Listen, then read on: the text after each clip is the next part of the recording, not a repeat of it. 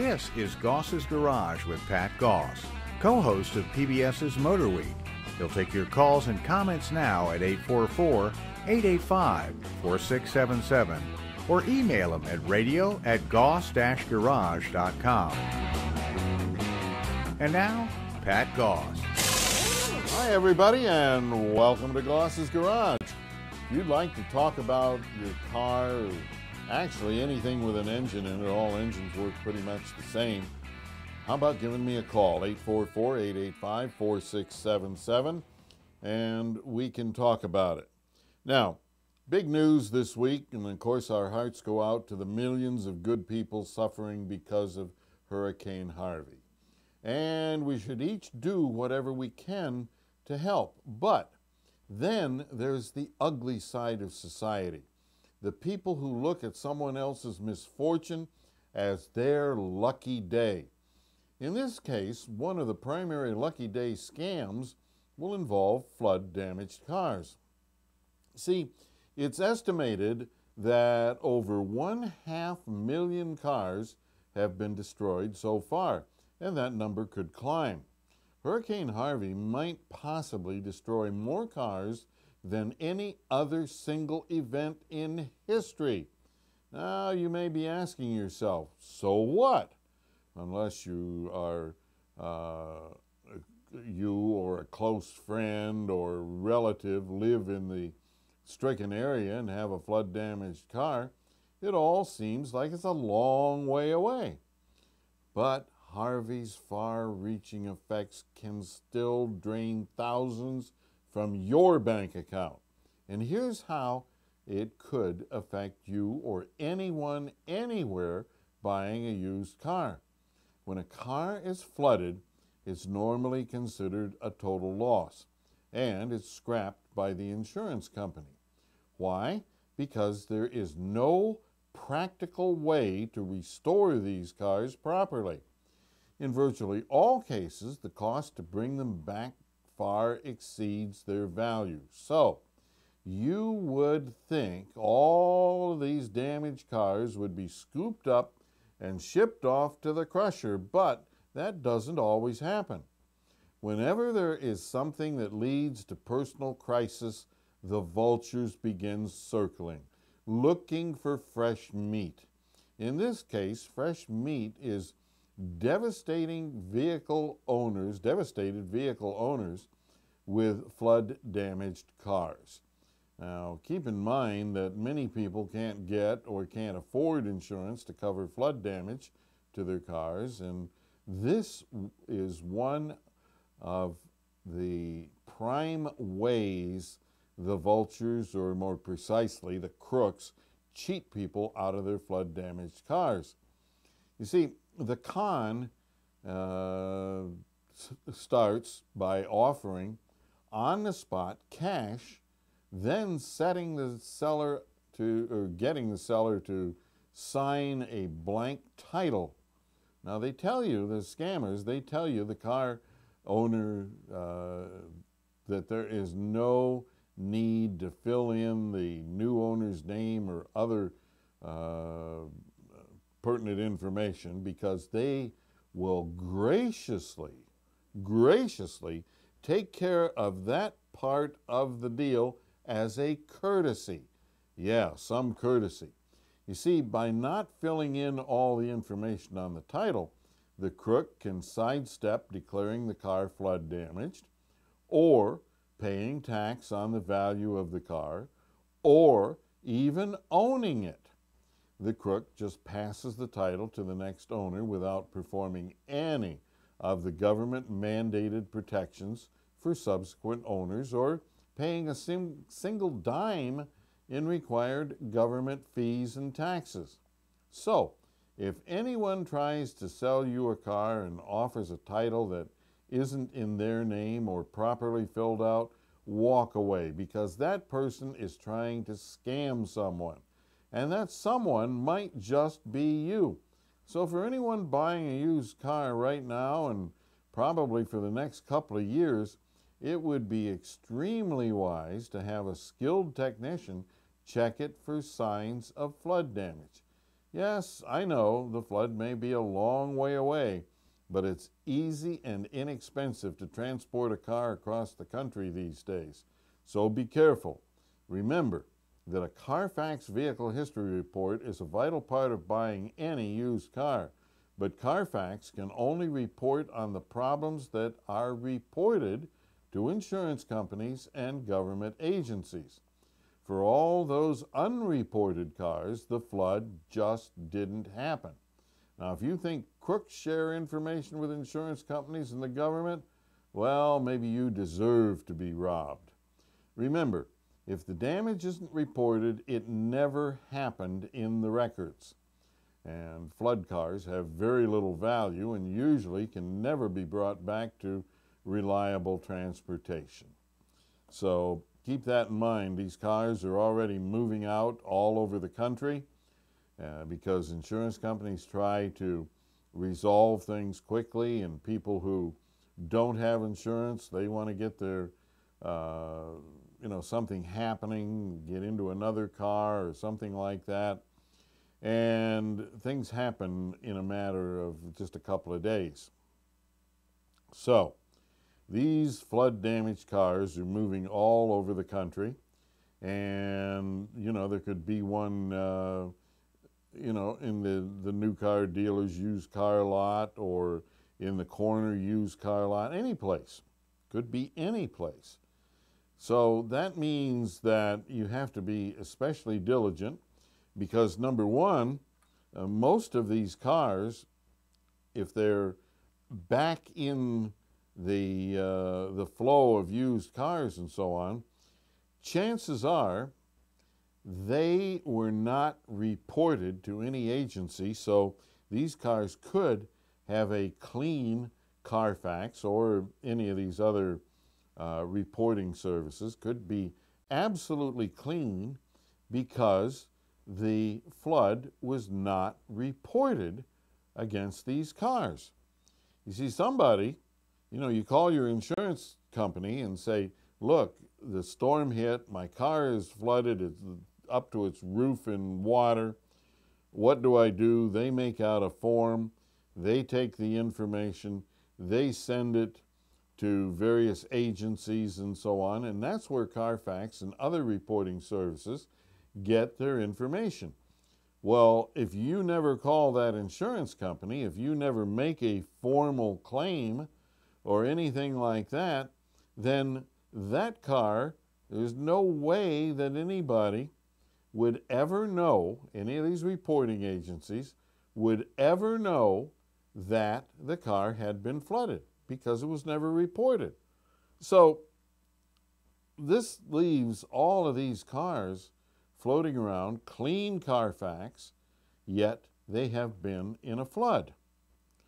Now, another thing that happens with some of these people is that the vultures come in, they start buying up these flood-damaged cars, and some of them may have been totaled, they may have been reported and so on. Well, they don't care, because there are states where this information does not go onto the face of the title. See, most states, if a car has been totaled, if it's been flooded or anything like that, what they do is they brand the title so that anybody that gets a hold of the car knows that this is a car that's been in trouble. Well, there are states that don't do that. They don't put the branding on the title. They don't let anybody know that there is damage. So the crooks, they take the title, the one that has the branding on it, the one that says that it's been in a flood, they take that and they re-register the car in one of these states where the titles are not branded. Now you have a title that is clean, because there's nothing on it that says anything about the flood damage. And let's face it, a lot of people do not buy the Carfax vehicle history report. So the crook has got a really good chance of selecting one of you folks who doesn't do Carfax, and you know, they clean the car up. The car looks like brand new. Time they get done with it, it's actually kind of a polished turd, but you know, that's well, that's what it'll always be, because it is just, you know, up inside the wire harnesses and so on. That's where the damage occurs. It occurs where you can't see it, and it occurs over time. So it might take 6 months or a year for the corrosion to set in.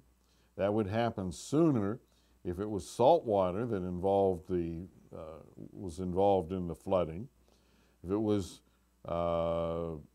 regular rainwater, then it takes longer, but either way you go about it, the computers start to fail as they corrode, and all of these little mini computers in the car, they all start to fail, and it's just one problem right after another.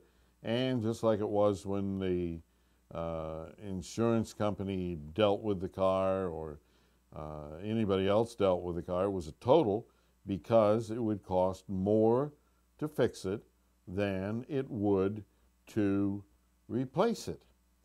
Now, if you think that you can buy a car and you can somehow outsmart all of these people and so on, and you can somehow make it a reliable car again, then go for it. That's your prerogative. You might be able to get a good deal, and maybe you're really clever, and maybe you don't mind being stranded as computer after computer fails, and don't mind not having heat as the HVAC computer goes bad, and different things like that. A transmission that doesn't all the time shift because the transmission computer is failing, and the list goes on and on. If you don't mind all that stuff, go for it. You can probably get a good price. But for anybody that wants serious transportation, you need to do your homework, and you need to have somebody check these cars, because any used car right now, and probably for the next couple years, could be a flood car. Let's face it, there's 500,000 or more of them right now that could wind up in the stream of used cars going around the country.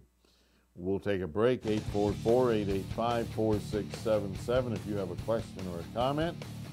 Give me a call. We'll be right back here on Goss's Garage. Stay tuned. Pat will take your calls next at 844-885-4677. Goss's Garage continues in a moment. Never drive with a bad attitude. I know that's hard with so many stupid, distracted, aggressive, and just plain rude drivers on the road, but it really is the safe thing to do.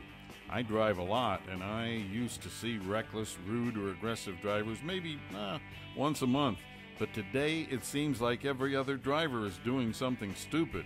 When it was sporadic, it wasn't so hard to deal with, but now it seems like there's always an idiot 3 feet from my rear bumper, or weaving into my lane, or cutting me off. Distracted? Probably. Dangerous? Absolutely. But there's nothing to do except drive defensively and not aggravate other drivers. Much as I'd like to, I don't middle finger the offending driver, and definitely don't hit my brakes to scare a tailgater. Initially, these situations may be simple mistakes, but an aggressive response to a mistake can escalate it into a personal confrontation, which can easily turn into road rage. Unfortunately, you have no idea which one of these idiots will try to hurt you with their car, a weapon, or their fists. Also, never make direct eye contact with the offending driver. If you're the offender, be courteous and get out of the way. Whether it's a mistake or intentional aggression, remember, back down, yield, let it go. It takes brains to overcome anger. Use your brain. Be smart. Life changes at a ferocious pace these days, especially when it comes to maintaining our cars. For example, automatic transmissions now need regular fluid flushes. Transmission fluid breaks down with use, and although it may look fine, Its additives wear out, and it can no longer properly protect bands, clutches, seals, and other hugely expensive parts inside your transmission. Bottom line, more wear and a shorter transmission life. Now you can significantly extend transmission life with a BG transmission flush every 24 to 30,000 miles or 2 years. BG makes the best transmission flush machine I've ever tested. It renews all of the fluid in your transmission, not just a small part of it. The BG transmission flush machine is safe too, because it uses the natural circulation of the transmission. Your transmission will work better and last longer. As with everything BG offers, this is a superior service. For more information, go to bgprod.com or bgfindashop.com. This is Goss's Garage with Pat Goss. Call the show now at 844-885-4677. For those enjoying Goss's Garage on tunein.com, please note our new showtime every Saturday morning at 9 a.m. Eastern. And I think we're still repeating at 1 p.m. So for those of you who are accustomed to the 1 o'clock hour, you can hear the show. You can't call in, but you can hear the same show that we're doing this morning at 1 p.m. Eastern. All right, now we've had a couple of questions regarding these flood cars. How do they clean them up? Well, people seem to be shocked that what they do, they start out, you got to get all the crud out of the inside of the car, that they start out with a garden hose. They turn the hose inside the car. And you say, well, my God, that's going to get everything wet. Hey, use your common sense. It was just underwater for 3 days. You know, it's been wet to the core, for crying out loud. It isn't like spilling a bottle of water or peeing yourself in the middle of the seat or something like that. I mean, these cars have been wet. They are flood cars. So yeah, they turn a garden hose or a pressure washer on a low pressure setting on the inside of the car and just scrub the daylights out of it. Soap and water and so on, which helps to get rid of the smell and things like that. So they start out by doing that, and then they turn the hose up underneath the car and get as much as the debris from under the car as they can. And they change the oil because typically the engine has been underwater and the crankcase is full of water and stuff like that, transmission fluid. They change all of these fluids that are contaminated with water and get the car started up, and then they run it in so that they can tell if anything is broken, and so usually it isn't. So once they get all of that done, then what they do is they go through a detailing process. And just like if you had a dirty car that came in and you wanted it cleaned up, you would take it to a detailing shop. Well, these guys typically do their own detailing, and they clean every nook and cranny inside the car, and they spray it full of perfume to cover up the stank of the floodwaters, which can be pretty gross sometimes. And that's another giveaway that you might be looking at a flood car, is that it may be overpowering with some kind of floral scent or something like that, like it has 100 air fresheners in it. And that usually means that somebody is trying to cover up something. So essentially it's hose it out and then detail it. And when they detail it, of course, they'll wax and polish the car and so on. Time they get done, it'll literally look like nothing had ever happened to it in the parts that you can see. Now, if that's the case, how does your technician spot it? Well, the technician may want to well, should anyway, raise the car up in the air, and then you use a borescope. You know, these guys are smart enough that anything that you can see easily, you know, if you're going to bend down and look underneath the car, anything that can be easily seen, they're going to have it spotlessly clean. But what they can't do effectively is up on top of things where it's hard to see and where it's hard to get to clean and so on.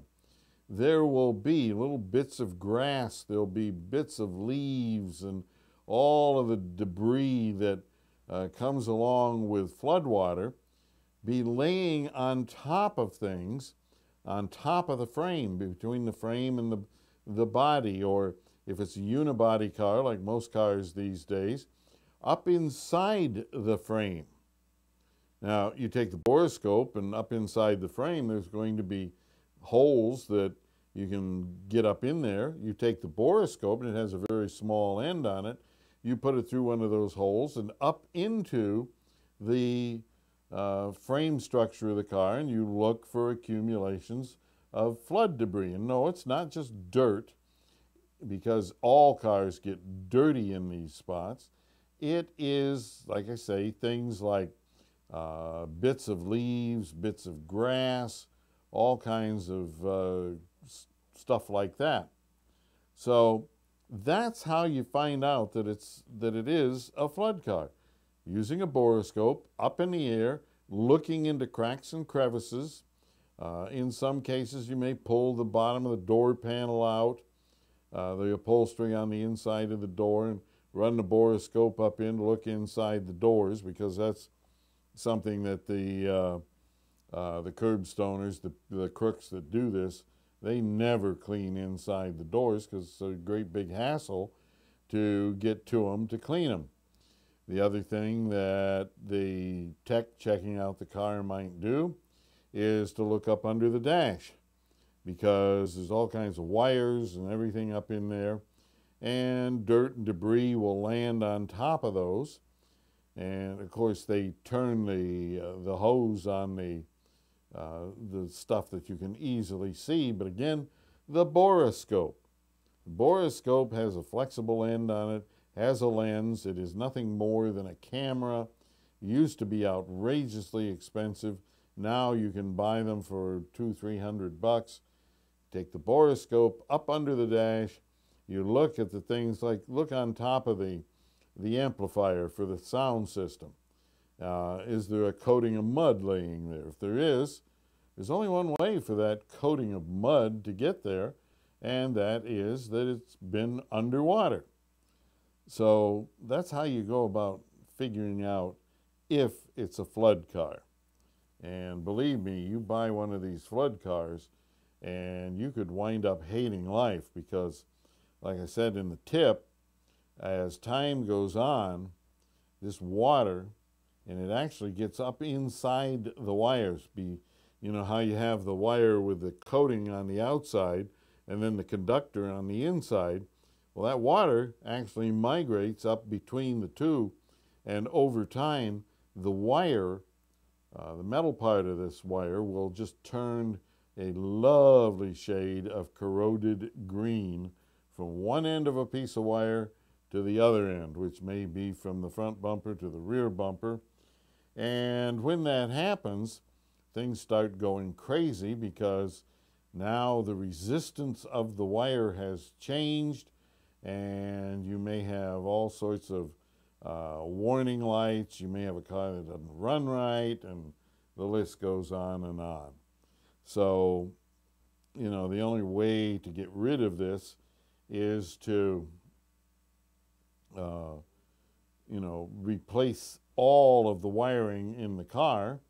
And on average, that's probably going to be $5,000-6,000 with labor and so on.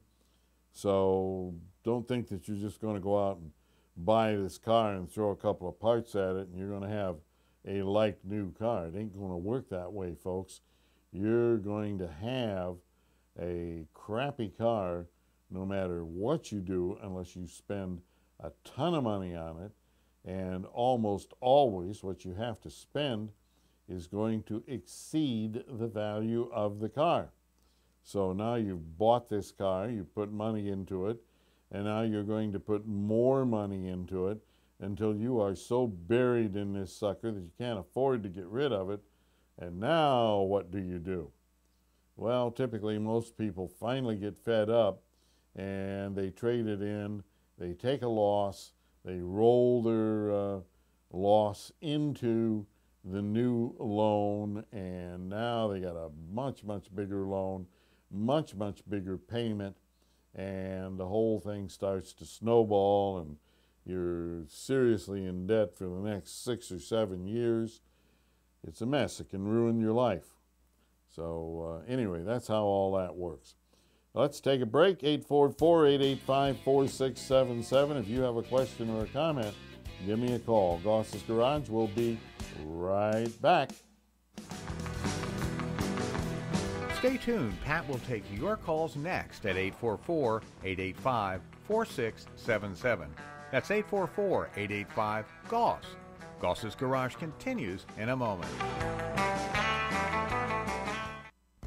Space Saver spare tires sure do look silly, but if you use them properly, they will get you home safely. Now, a common problem with them is low air pressure. Spares are buried in the trunk and no one ever seems to check their pressure. Plus, they typically require much higher pressure than your regular tires. Also, Space Saver spares have limits on how far and how fast you can drive on them. Bottom line, always read and follow the caution warnings on their labels and sidewalls. Oh yeah, don't be one of those poor schmucks with a flat tire and a flat spare. Check your spare once a month. While checking the spare, look at the jack handle, and the lug wrench to be sure everything is there and in working order. The best spare tire in the world is useless without the tools to put it on the car. Some cars may even require special lug nuts to mount the spare. If those special lug nuts are missing, you will have no safe way to use your spare. Life changes at a ferocious pace these days, especially when it comes to maintaining our cars. For example, automatic transmissions now need regular fluid flushes. Transmission fluid breaks down with use, and although it may look fine, its additives wear out and it can no longer properly protect bands, clutches, seals, and other hugely expensive parts inside your transmission. Bottom line, more wear and a shorter transmission life. Now you can significantly extend transmission life with a BG transmission flush every 24 to 30,000 miles or 2 years. BG makes the best transmission flush machine I've ever tested. It renews all of the fluid in your transmission, not just a small part of it. The BG transmission flush machine is safe too, because it uses the natural circulation of the transmission. Your transmission will work better and last longer. As with everything BG offers, this is a superior service. For more information, go to bgprod.com or bgfindashop.com. This is Goss's Garage with Pat Goss. Call the show now at 844-885-4677. That's 844-885-GOSS.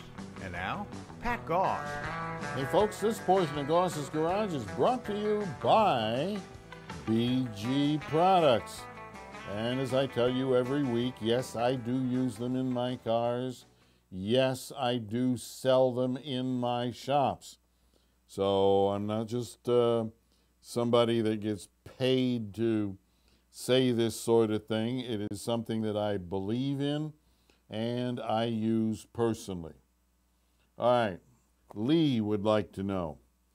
He says, I had the chance to test drive a 2018 Hyundai Elantra GT 2.0 automatic trans this weekend. I noticed it did not have a traditional handbrake lever on the console. It had a button for electronic parking brakes. Over the 10-year life of a car, is it more expensive to maintain an electronic parking brake compared to a traditional one? In most cases, no.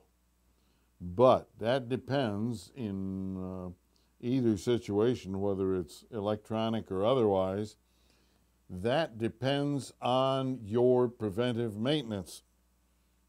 Either type, conventional parking brake or electronic parking brake, they both need to be serviced. They're parts that need to be lubricated. Don't lubricate them. Moisture gets into things. Moisture is the enemy. Moisture causes corrosion, and it causes rust and so on. And when parts corrode, they typically expand, at least the surface of them expands, and as a result of that,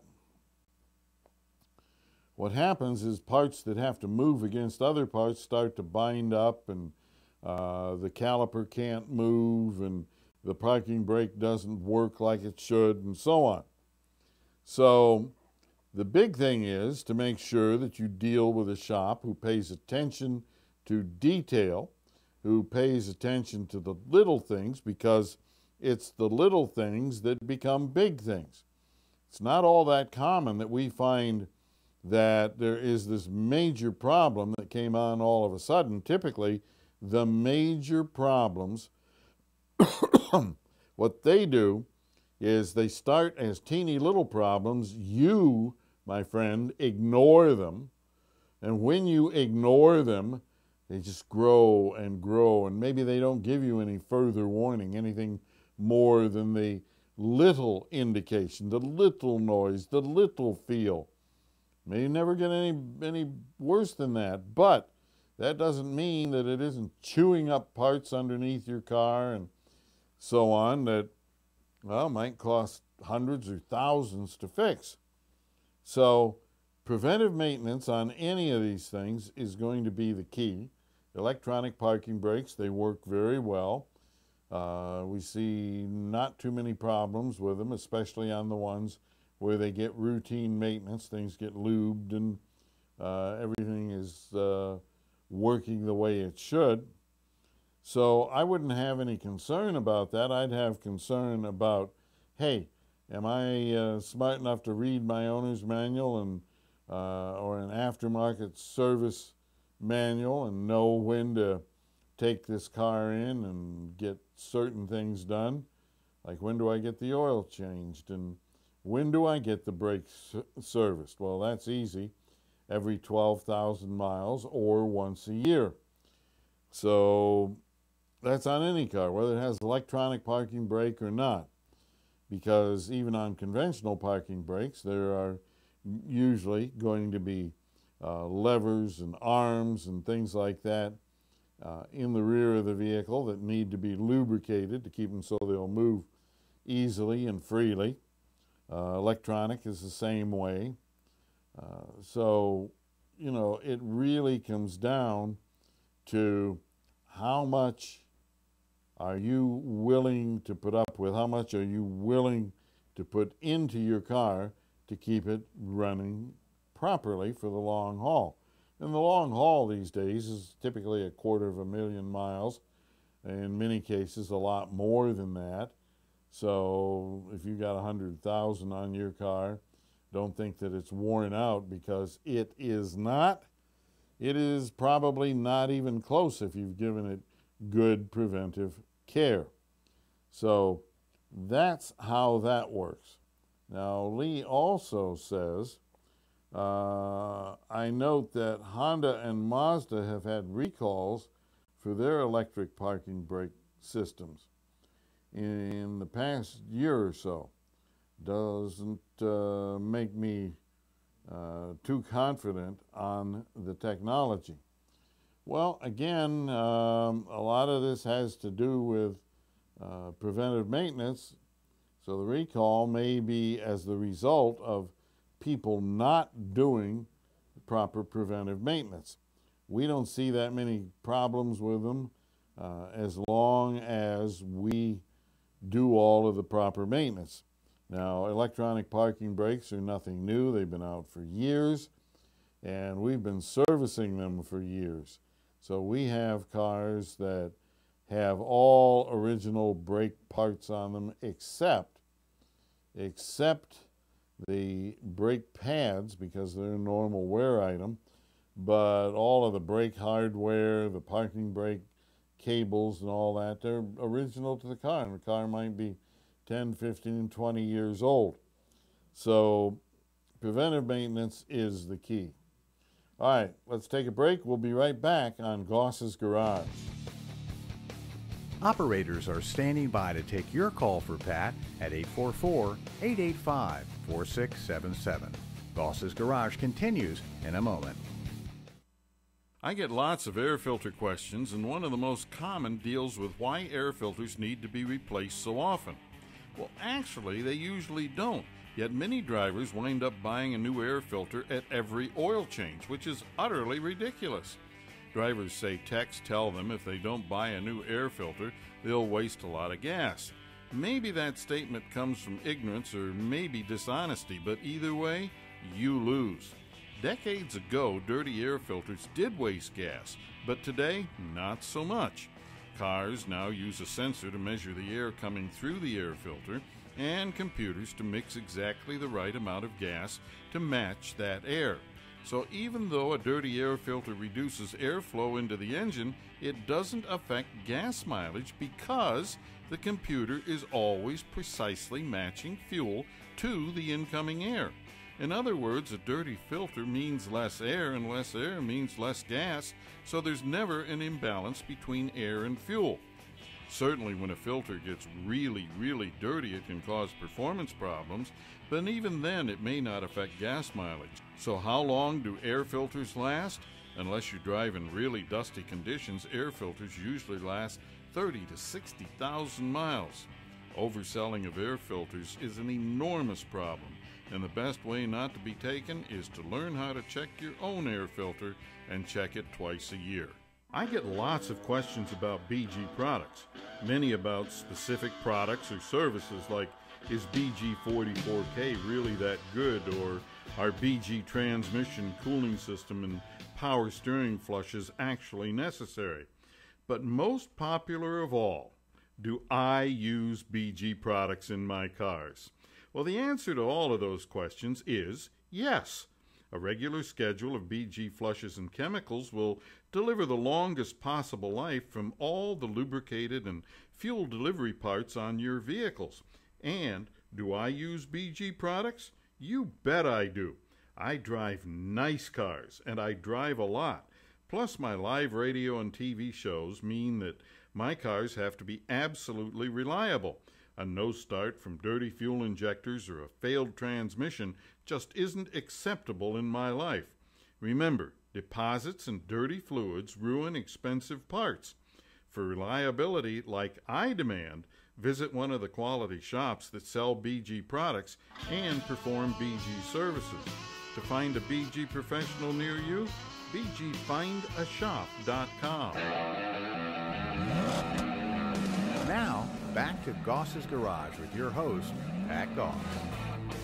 Folks, please, please, please subscribe to Goss's Garage on YouTube, follow us on Facebook, and for more car tips, tricks, and money-saving ideas, visit goss-garage.com.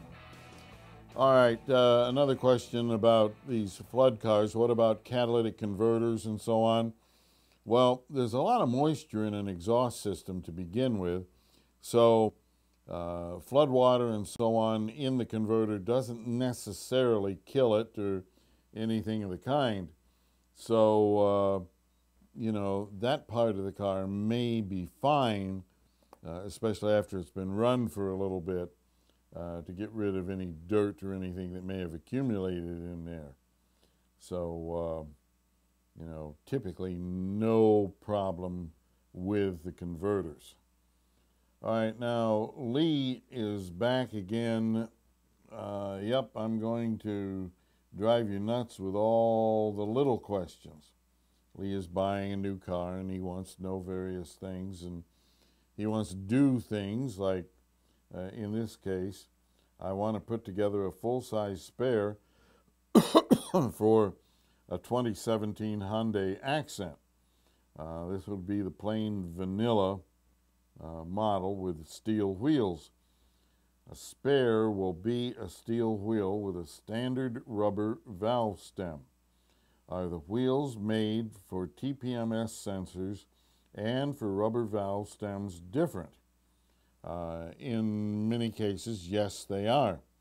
The hole for the one with the sensor may be larger or it may be smaller.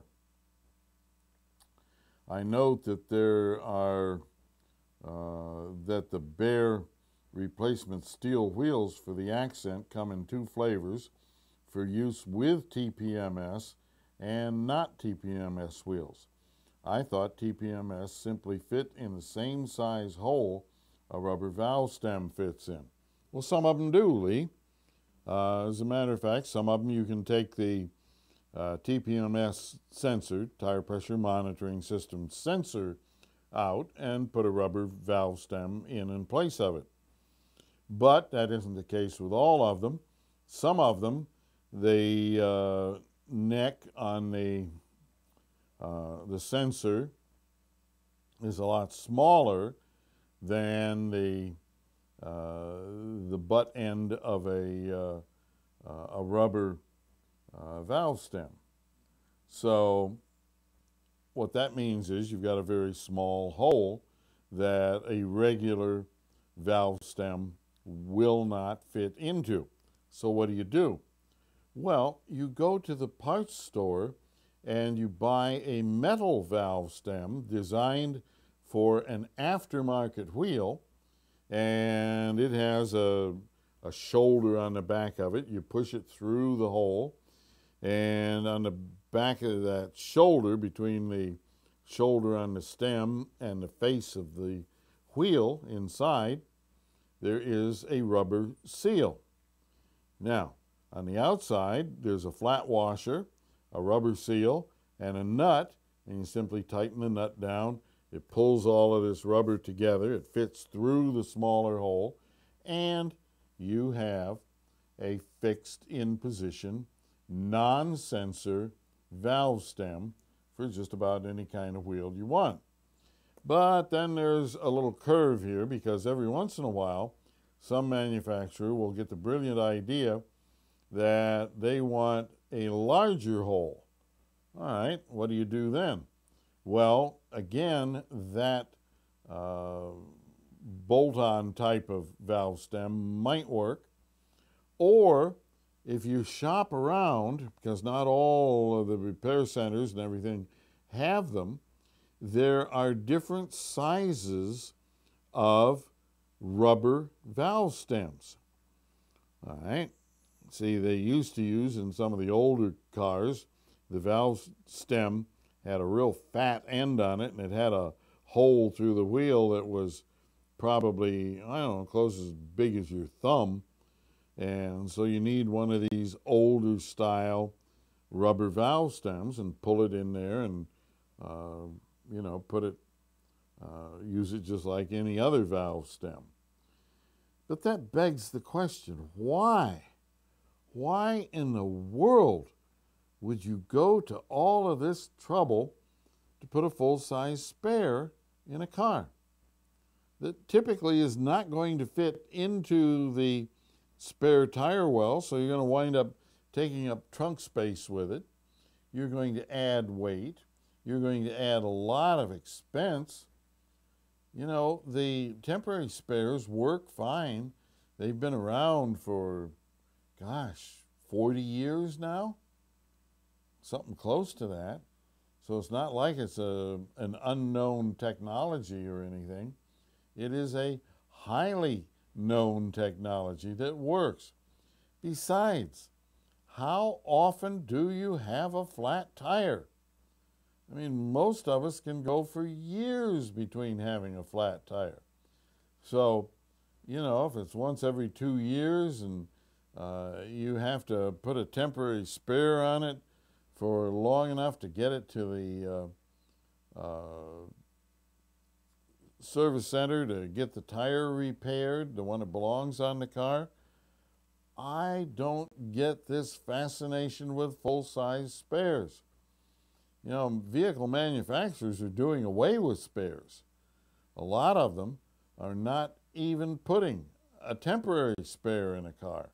What they're putting in are ways to pump up a flat tire or repair a flat tire with a sealant or something like that, because they realize that people don't use spares that often. So, you know, like I say, I just don't get this fascination with a full-size spare. I wouldn't, you know, I would much prefer to have the added space and everything that a temporary gives. Anyway, Lee, that's up to you. That's your decision. You have your reasons. I have mine. Mine may not match yours. Yours certainly don't match mine. And, you know, go for it. All right, we're going to take a break. We'll be right back. Stay tuned. Pat will take your calls next at 844-885-4677. That's 844-885-GOSS. Goss's Garage continues in a moment. You probably don't think about it, but if you double the life of your car, your fixed expenses per mile will drop 50%. But how can you double the life of a car? Well, that's easy. Simply use BG products and flushes for your routine maintenance. I'll bet you know someone whose cars last a lot longer than yours, plus they never seem to have problems. Now you can enjoy those great savings too. Simply enroll in the BG Protection Plan, and BG will guarantee covered parts for as long as you own your car, in writing. With the BG Protection Plan, long after your car is paid off, you'll still have years of warranty left. Think about it. No payments and no worries about major repair bills. That's amazing. It's almost too good to be true because the BG Protection Plan is also absolutely free. My cars are covered by the BG Protection Plan. Yours should be too. For details, bgprod.com or 800-327-8883. Don't fall victim to "it looks good, therefore it must be good." Like when thump bump you're tapped by another car at a traffic light or in a parking lot. You get out and look, and being a good person, yeah, right. You just don't want the hassle of calling the cops and your insurance company. Plus, you don't even see a scratch, so you let it go. That could be a minor to deadly mistake. What you see is purely cosmetic, but hidden behind the cosmetics are safety systems. Those hidden parts absorb and dissipate energy, and they may have been damaged in that tiny bump. The problem is that unless you have energy absorbers and crumple zones checked, they may not protect you if your car is hit again in the same spot. Most safety parts are one-time use, and that first minor bump may have used up a portion of their effectiveness. Then, in an actual accident, they're only partially effective. For instance, the energy absorber may transmit more of the crash energy into the car and the people in the car. That could mean the difference between no or minor injuries or something worse, especially for young or elderly passengers. Even in bumps that seem like a total non-issue, take a minute to exchange information, then have the safety parts behind the bumper checked. It might save a life. This is Goss's Garage with Pat Goss. Call the show now at 844-885-4677. That's 844-885-GOSS. And now, Pat Goss. This portion of Goss's Garage is brought to you by BG Products. All right, Ken wants to know why on my 2012 Hyundai Sonata with a manual transmission does the idle stay at 1,000 RPMs, clutch depressed, or in neutral. Neutral? Whoa, why would you have a car in neutral? Until the car comes to a complete stop. Then it drops to about 650 RPM. Now, if I roll it a bit, the idle goes up. What kind of strategy is this and why?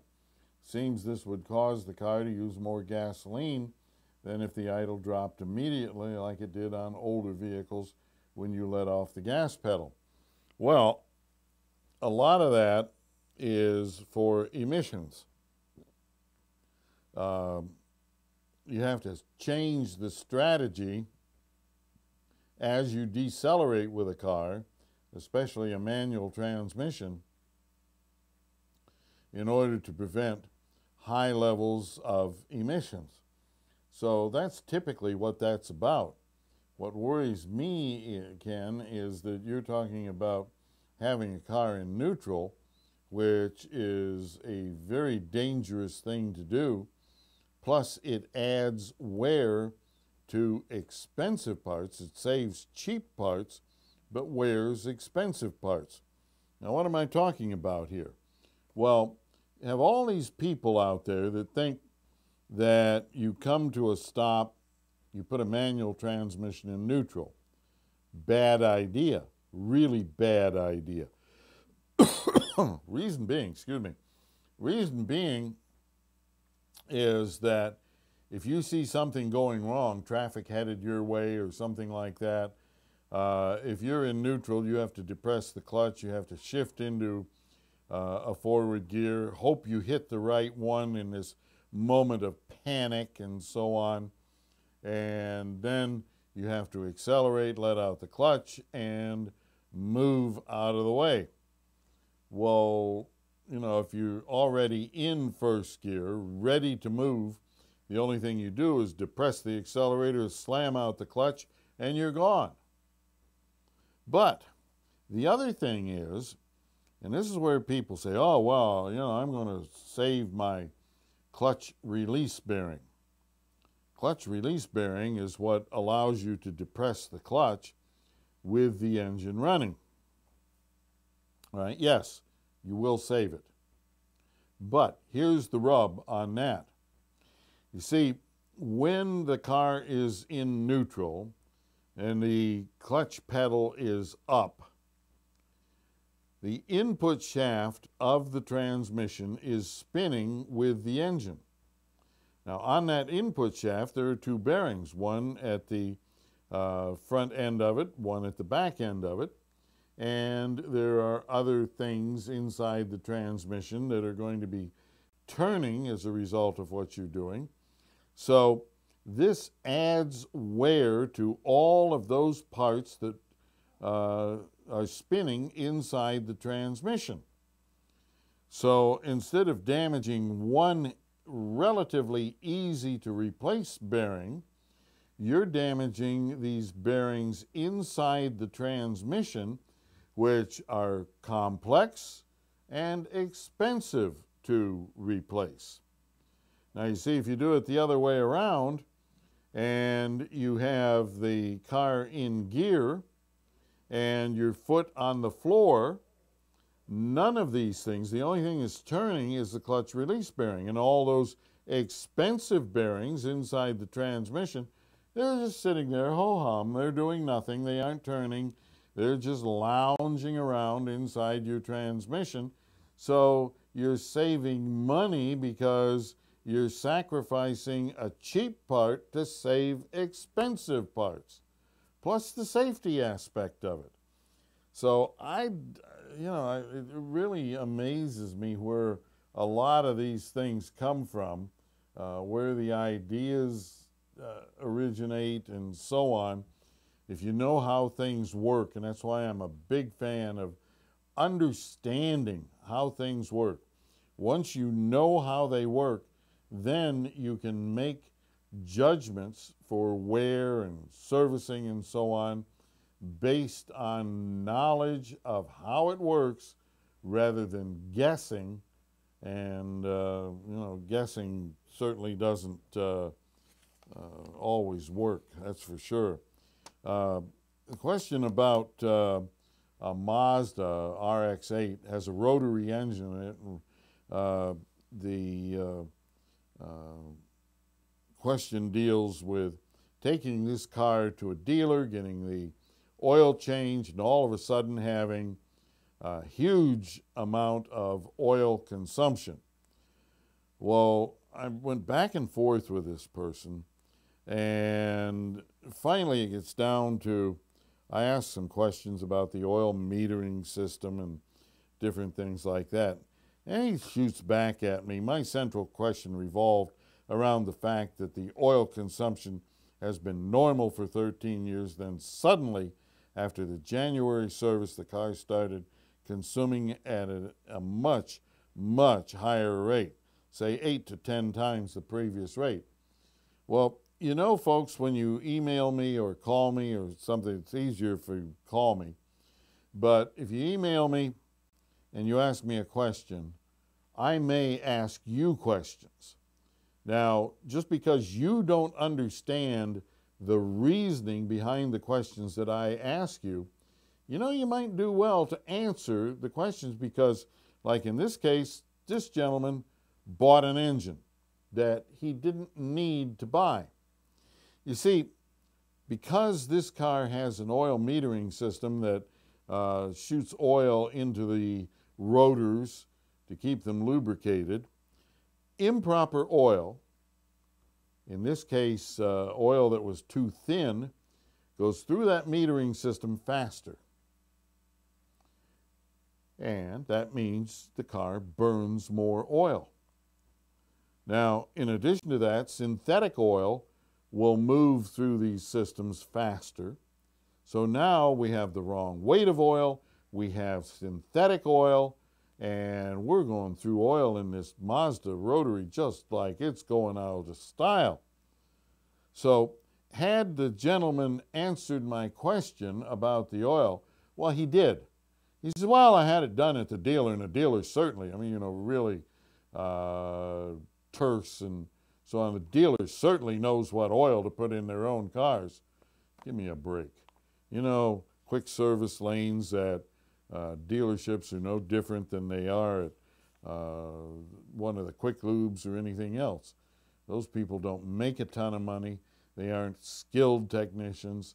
They don't know all of the little intricacies and so on. And even so, if they are human, and I can almost guarantee you that people who change oil are human, then every once in a great while, maybe every 2 or 3 million years, there is a human who makes a mistake. So this blind faith that I'm going to the dealer, dealer cannot make a mistake, dealer cannot do anything wrong, that humans in dealerships do not make mistakes, give me a break. You know, it doesn't work that way, folks. So anyway, we have completed the show for another week. I sincerely thank you for listening, and a big thanks to Steve McMillan and George Stockton for producing today's show. For everyone here at Goss's Garage, I'm Pat Goss. Until next time, big favor to ask of you. Please, folks, drive gently. We'll see ya.